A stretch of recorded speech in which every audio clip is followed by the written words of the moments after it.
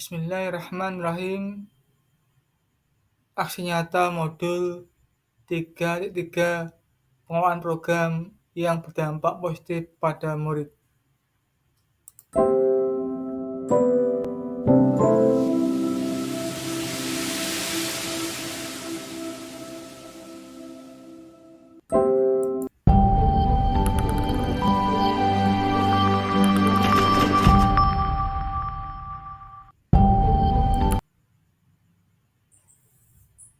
Perkenalkan, nama fasilitator saya adalah Ibu Yuti, pengajar praktek Ibu Binti Juliana, dan saya sendiri calon penggerak Muhammad Juda. Perubahan tidak dapat dimulai dari atas. Semuanya berawal dan berakhir dari guru. Jangan nunggu aba-aba, jangan menunggu perintah, ambillah langkah pertama. Nadiem Makarim. Di dalam hidupnya anak-anak adalah 3 tempat pergaulan yang menjadi pusat pendidikan yang amat penting baginya, yaitu alam keluarga, alam perguruan atau pendidikan, dan alam pergerakan pemuda. Menurut Gajah Dewantara, keimanan murid dimewujudkan keimanan murid, maka sebagai guru kita harus mampu secara sadar dan terencana membangun ekosistem yang mendukung pembelajaran murid sehingga mampu memerdekakan mereka sesuai dengan kodratnya. Dan demikian, saat kita merancang sebuah program atau kegiatan pembelajaran sekolah, baik itu intrakurikuler, kokurikuler, atau ekstrakurikuler, maka murid juga seharusnya menjadi pertimbangan utama. Kita semua tentu sepakat bahwa murid kita dapat melakukan lebih dari sekedar menerima instruksi dari guru. Mereka secara alami adalah seorang pengamat, penjelajah, penanya yang memiliki rasa ingin tahu atau minat terhadap berbagai hal. Lewat rasa ingin tahu serta interaksi dan pengalaman mereka dengan orang lain dan lingkungan sekitarnya, mereka kemudian membangun sendiri pemahaman tentang diri mereka, orang lain, lingkungan sekitar, maupun dunia yang lebih luas. Dengan kata lain, murid-murid kita sebenarnya memiliki kemampuan atau kapasitas untuk mengambil bagian atau peranan dalam proses belajar mereka sendiri. Peran kita adalah mendampingi murid agar mengembangkan potensi keinginan mereka tetap sesuai dengan kodrat, konteks, dan kebutuhannya. Mengurangi kontrol kita terhadap mereka.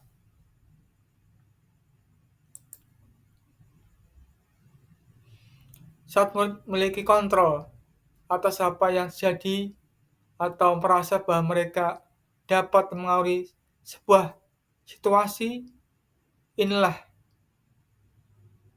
maka murid akan memiliki apa yang disebut dengan agensi. Agensi dapat diartikan sebagai kapasitas seseorang untuk mengaruhi fungsi dirinya dan arah jalannya peristiwa melalui tindakan-tindakan yang dibuatnya.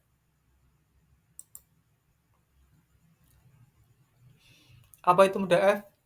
Model F adalah merupakan model refleksi yang dikembangkan oleh Dr. Roger Gurney dan diterjemahkan dalam 4P, di mana di dalamnya adalah fakta atau peristiwa, yaitu pengalaman yang baik, menghambat kesulitan, serta segala solusi mengatasi masalah tersebut. Yang kedua, perasaan yang muncul selama pembelajaran dan apa yang dilakukan saat aksi nyata.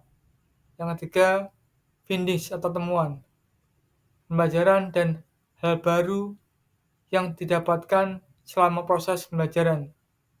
Yang keempat, future atau penerapan, penemuan tindakan yang akan dilakukan serta belajar dari peristiwa.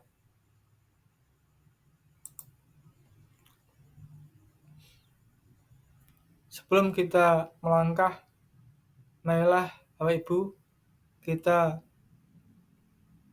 harus sesuai dengan LMS, di mana kegiatan dari kita yaitu Bapak Ibu akan mengimplementasikan waktu selama kurang lebih 1 minggu untuk mengimplementasikan tahapan B, buat pertanyaan, dan A, ambil pelajaran. Implementasikanlah atau lakukanlah tindakan-tindakan dan rencana yang telah dibuat sebelum kolom C, D, dan E di dalam contoh berformat bagja. Berdasarkan implementasi di atas tindakan yang telah dilakukan tersebut, lihatlah kembali pertanyaan yang telah dibuat di tahap B atau buat pertanyaan. Analisislah untuk melihat apakah pertanyaan-pertanyaan tersebut masih relevan. Lakukan perbaikan atau penyesuaian jika diperlukan. Setelah dilakukan penyesuaian atau perbaikan, lanjutkanlah implementasi ke tahap berikutnya.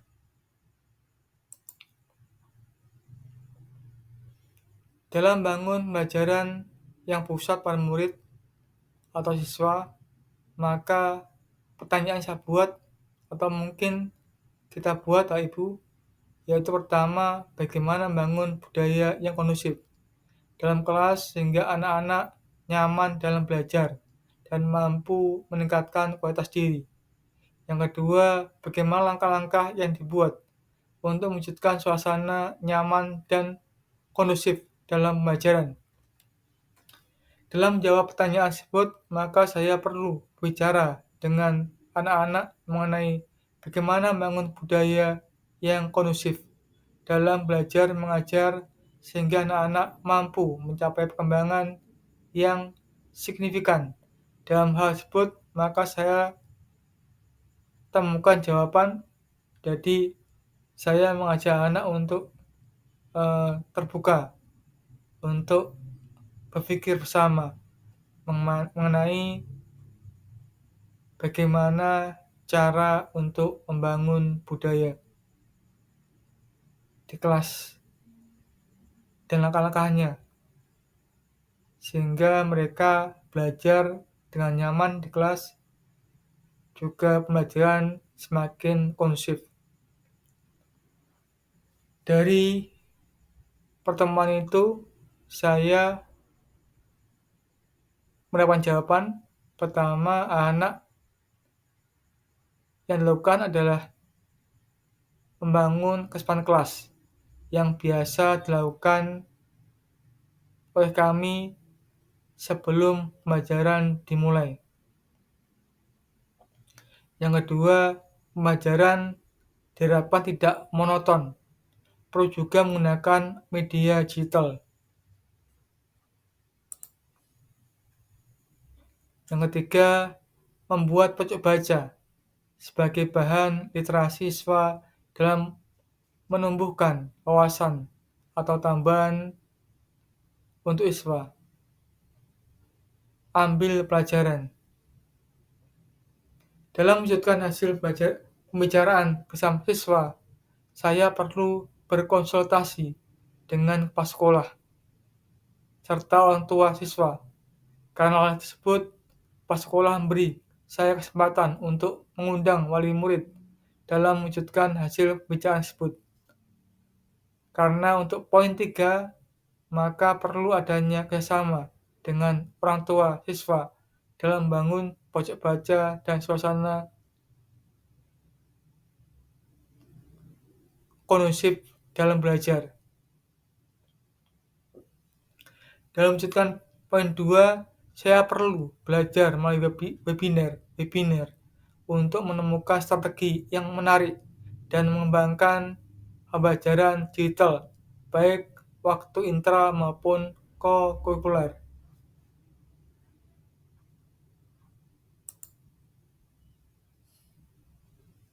Feeling perasaan saya dalam melaksanakan kegiatan yang telah saya rencanakan.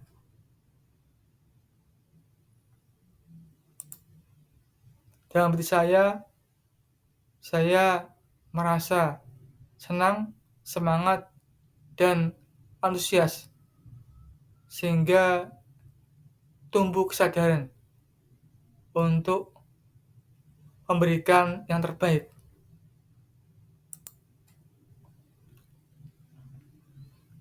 Gali mimpi. Setelah pertemuan dengan wali murid beserta siswa, maka dibuat kesepakatan mengenai pembuatan pojok baca, di mana waktunya pada saat di luar sekolah yang disepakati hari Sabtu, dan banyak ide wali murid, di antaranya adanya hiasan dinding yang memuat tulisan-tulisan, di antaranya sepan kelas, 4 kata ajaib, jadwal pelajaran, jadwal piket yang menambah kelas semakin menarik. Di samping juga saya untuk mewujudkan poin 2, maka saya menemukan program base kelas yang saya kembangkan dari program SID, di mana saya mencoba mengembangkan program tersebut sebagai penguatan pembelajaran atau co-kurikuler, dan pembelajaran intranya saya mencoba menggunakan MPI atau multimedia program interaktif dengan digitalisasi. Jawaban rencana. Pada hari Sabtu, kami berjalan bakti bersama wali murid dan siswa untuk membangun suasana kelas yang sesuai dengan rencana. Banyak hal yang saya dapati. Kebersamaan tersebut bagi saya merupakan awal membangun kelas yang sesuai dengan impian siswa sehingga mereka semangat dalam pembelajaran. Setelah itu, saya mendalami program SID. Maka saya melihat bahwa program ini atau SID ini mampu bukan saja menjadi penguat pembelajaran, tapi mampu membangun pembiasaan siswa, baik dalam ibadah maupun pembiasaan bersikap dan bertingkah laku atau adab, dan mampu ditautkan dalam Instagram, TikTok, atau dikirim melalui WA, sehingga semua bisa menggunakan dan bermanfaat untuk pengembangan literasi siswa maupun guru serta budaya kolaboratif lewat Google Meet dalam tombol kelas.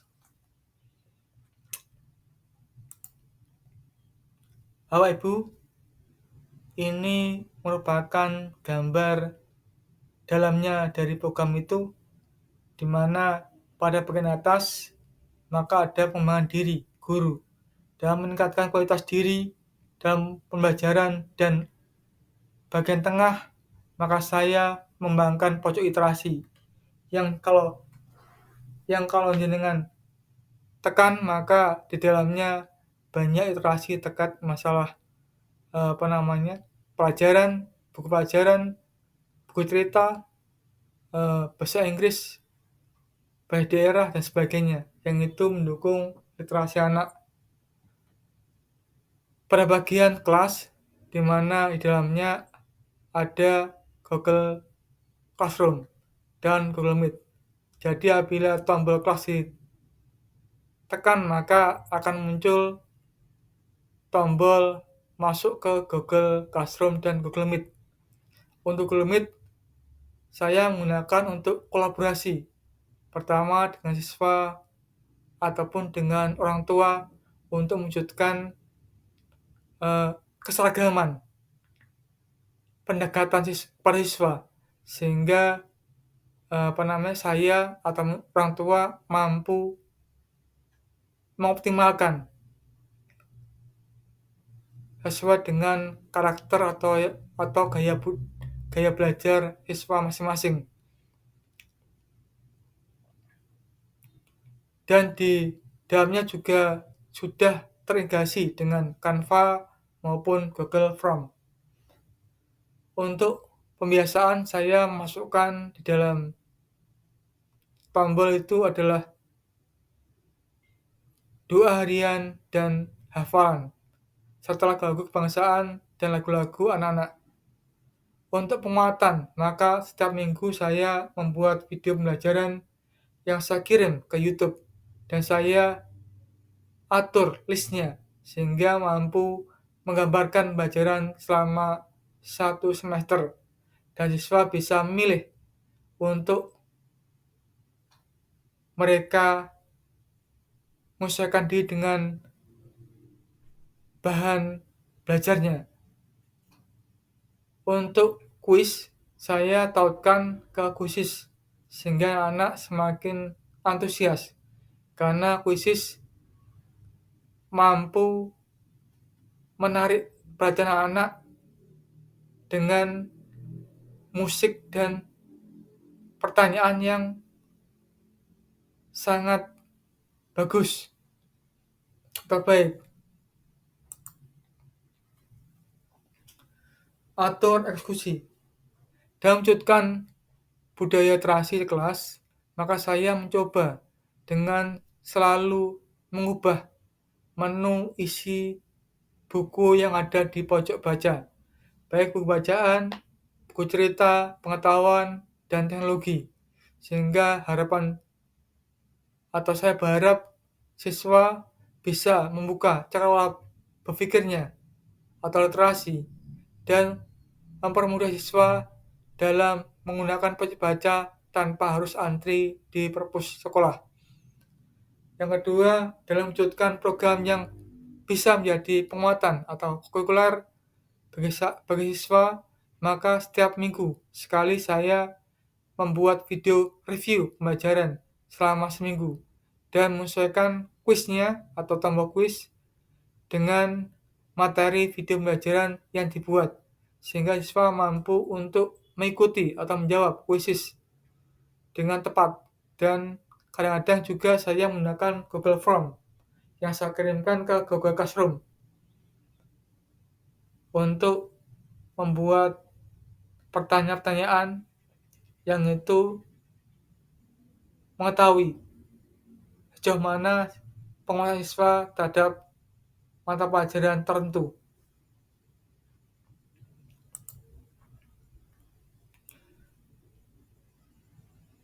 Findings atau temuan. Saya mempelajari modul ini, saya sangat senang.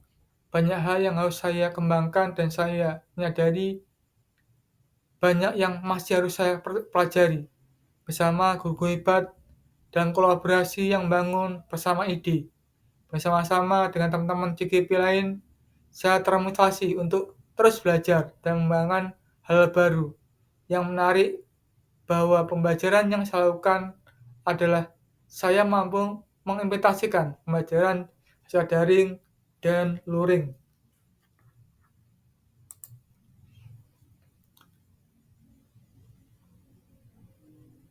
Future, penerapan.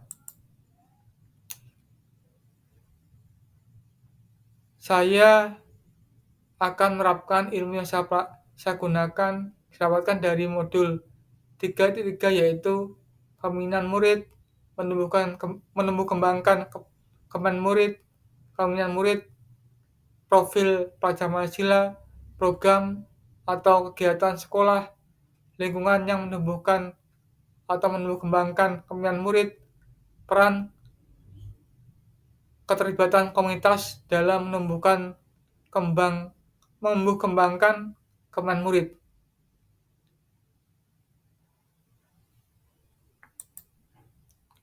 Mungkin itu aja yang bisa sampaikan, kurang lebihnya saya minta maaf. Bila taufik, wa hidayah. Wassalamualaikum warahmatullahi wabarakatuh. Terima kasih.